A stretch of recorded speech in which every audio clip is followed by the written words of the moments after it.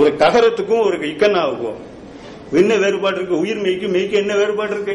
ஒரே ஒரு புள்ளி. நாம் என்ன சொல்ல வர்றோம்? இந்த ஒரு புள்ளி ஒரு எழுத்தின் மேல ஏறும் பொழுது ஏன் அது பாதியாக ஒளி அளவு குறைகிறது? ஏன் குறைக்கப்படுகிறது? இந்த புள்ளி வைத்து குறைக்கப்படுகிறது.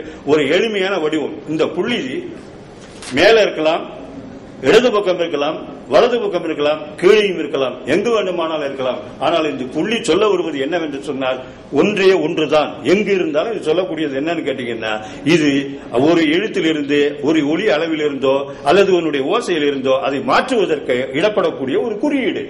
அதை மாற்றுவதற்கு அவர்கள் ஒரு குறியீடாக கொள்கிறார்கள்.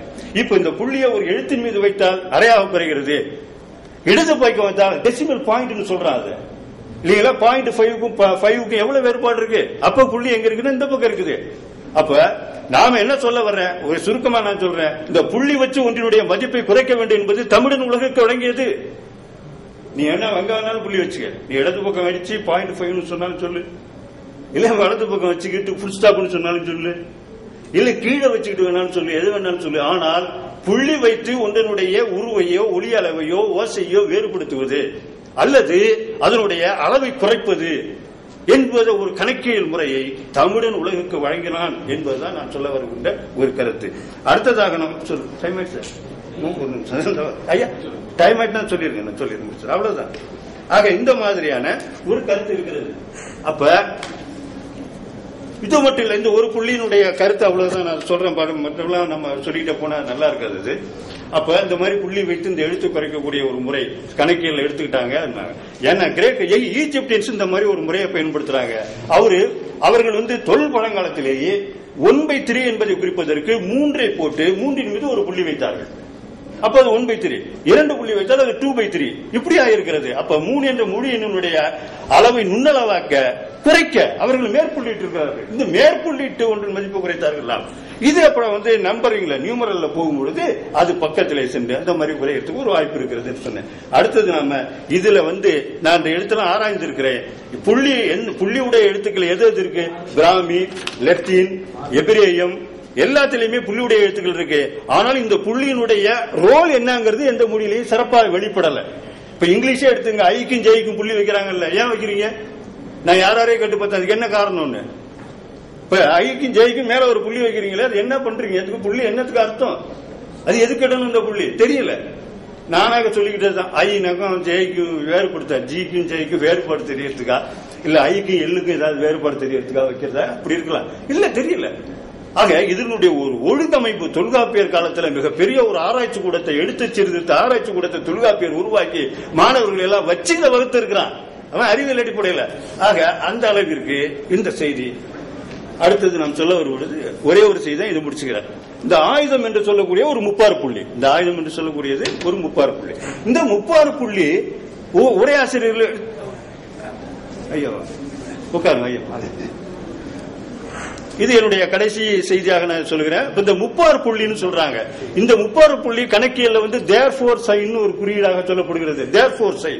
அப்ப இந்த 30 புள்ளி என்பது இரு சிறகெடுப்பும் உடலது போல. உரையாசிரியர்கள் சொல்லுவதற்கு என்னங்க, இந்த 30 புள்ளியை இரு சிறகு எழுப்பும் உடலது போலங்கிறாங்க. அப்போ ஒரு உயிரோ மெய்ய 2 எழுத்துக்களுடைய ஒளியை எழுப்புவது போல இது செயல்படுகிறது, கூட்டி ஒழிப்பதற்கு செயல்படுகிறதுன்னு சொன்னாங்க. இதையே நீங்க கணக்கில் பாருங்க. விளக்கம்லாம் டெஸ்கிரிப்டிவ் விளக்கமா எழுதிட்டு வருவாங்க. அந்த விடை வருவாத்துக்கு முன்னாடி இந்த ஆயுதத்தை போடுறாங்க. அதுக்கு மேத்ஸ்ல therefore sign சொல்றான். therefore விடை. அப்ப ஒரு விளக்கத்தையும் ஒரு விடையையும் இணைக்க இந்த 30 புள்ளியை பயன்படுத்துகிறார்கள். நாமும் இது போலத்தான் எழுத்துக்களை இணைத்து மென்மையாக ஒழிப்பதற்கு எடுத்து இயம்புவதற்கு இந்த ஆயுதத்தை அமைப்படும். இந்த 30 புள்ளி எங்கிருந்து போனது? தொல்காப்பியர் காலத்திலே தெளிவாக 30 புள்ளிங்கிறார். ஆயுதத்தினுடைய வடிவம் வேறு வகையாக இருக்கும் என்று ஆராய்ச்சியாளர்கள் சிலர் கருதுகிறார்கள். இருக்கட்டும், ஆனால் 30 புள்ளி என்று தெளிவாக இருக்கிறது. இதுதான் இந்த கணக்கியல்ல therefore sign என்று சொல்கிறார்கள். ஆகவே இந்த அளவிலே இந்த புள்ளியினுடைய இதை சொல்லிட்டு முடிவுரையாக நான் சொல்ல வருவது, சிந்துவெளி மக்களின் கணக்கியல் தமிழர் கணக்கியலோடு நெருங்கிய உறவுடையதாக இருக்கின்றது. அதற்கான சான்றுகளை நான் உங்களிடம் சொன்னேன். தொல்காப்பியர் காலத்திற்கு முன்பே தமிழர்களின் கணக்கியல் அறிவியல் முறையில் நிலை பெற்றிருந்தது. தொல்காப்பியரின் மொழியியல் ஆய்வுக்கூடத்தில் எண்ணும் எழுத்தும் சொல்லும் பொருளும் அறிவியல் முறைப்படி ஆராய்ந்து நிலைப்படுத்தப்பட்டது.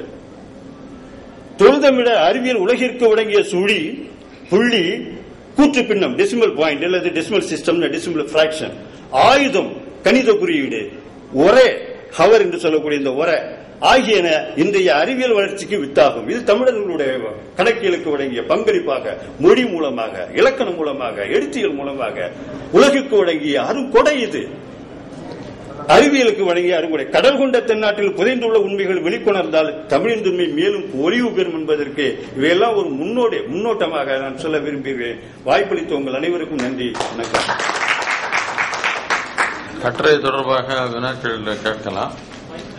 எல்லாரும் வினாக்கள் கேட்பதற்கு முன்பு நான் ஒரு விளக்கம் அவருக்கு சொல்ல விரும்புகிறேன். அவர் தமிழ்நாட்டில் சௌரமானத்தை பின்பற்றான்னு சொன்னார். அது இல்ல, இங்க தமிழ்நாட்டில் சந்திரமானம் தான்.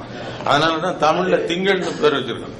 திங்கள் மாதம் என்று சொல்வதற்கு திங்கள் என்று பெயர் வைத்திருக்கு. அதுதான் காரணம். 15 நாட்களை பிரித்து வளர்களை